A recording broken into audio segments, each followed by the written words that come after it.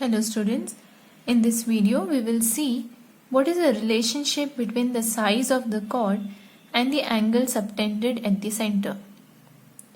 Now look at all these three figures, okay, and look at the length of the chords in each of the figure. Now I want you to infer from the figure the relationship between the angle subtended by the chord and the length of the chord. Okay, for some time you look at the figure carefully and see what relationship do you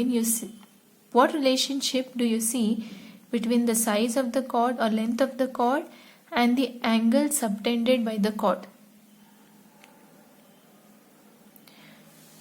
Now if you look at all the three figures, you can see that here the length of the chord is smaller than the length of this chord. Yes. So this angle, if you see, is smaller as compared to this angle.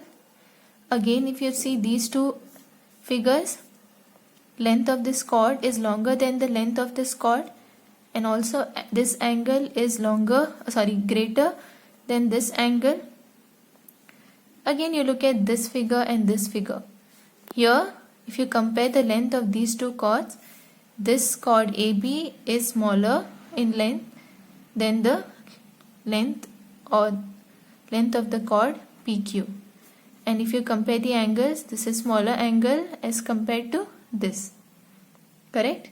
So from these three figures, you can see that longer the chord of the circle, bigger will be the angle subtended by the chord at the center.